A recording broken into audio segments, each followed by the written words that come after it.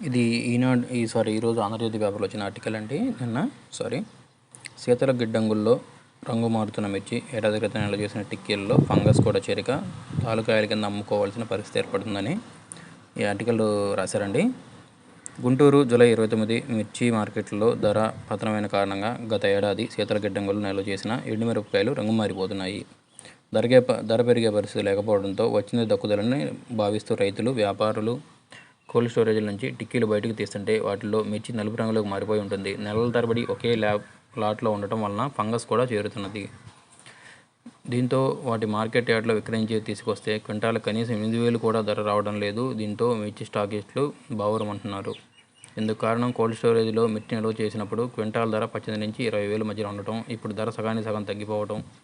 అదీ కాకుండా కోల్డ్ స్టోరేజ్లో ఛార్జీలు చెల్లించాల్సి వస్తుండటం తీవ్రంగా నష్టాలు చవిచూస్తున్నారు. 2023 మార్చి నుంచి మే నెల మధ్యలో మిర్చి మార్కెట్లో ధర తగ్గింది. అంతకుముందు వరకు క్వింటాల్ ఒక దశలో 27,000 వరకు వెళ్ళింది. అయితే ఉన్నపళంగా క్వింటాల్ 7,000కు పైగా ధర తగ్గడంతో రైతులు, వ్యాపారస్తులు కోల్డ్ స్టోరేజ్లో నిల్వ చేశారు. గతేడాది నవంబర్, డిసెంబర్ నెలల వరకు వేచి చూసినా ధర పెరగలేదు. మరోవైపు కొత్త సరుకు రావడం ప్రారంభమైంది. దాదాపుగా 35 లక్షల టిక్కీల వరకు స్టోరేజ్లో నిల్వ ఉండగా గత సంవత్సరానికి ఇప్పుడు ఈ సంవత్సరం వరకు రైతులు కొంతవరకు సరుకు విక్రయించేశారు. మరో 20 లక్షలు మాత్రమే కోల్డ్ స్టోరేజ్లో ఉన్నవి. ఈ ఏడాది 2024లో మే నెల వరకు మరో 50 లక్షల టిక్కీలు రైతులు నిల్వ చేశారు. దీంతో మొత్తం 74 లక్షల టిక్కీల వరకు ఉన్నాయని చెప్పి అధికారులు చెప్తున్నారండి.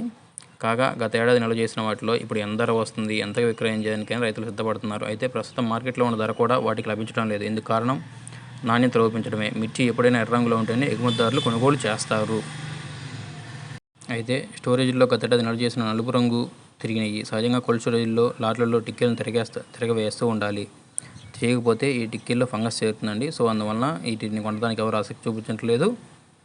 అదేనూ కాకుండా వాటి క్వింటాల్ ధర 8,000 వరకు కొనుగోలు చేస్తున్నారు. దీనివల్ల క్వింటాల్కి ఒక్కో రైతుకి 10,000 పైగా నష్టపోవాల్సి వస్తుంది. కాబట్టి రాబోయే 3 నెలల్లో కోల్డ్ స్టోరేజ్లో 70 లక్షల టిక్కీలు సేల్స్ అవ్వాలండి. లేకపోతే నవంబర్ నుంచి కొత్త పంట వస్తుంది. అది వస్తే మరి పరిస్థితి దారుణంగా ఉంటుందని చెప్పి అంచనా వేస్తున్నారండి.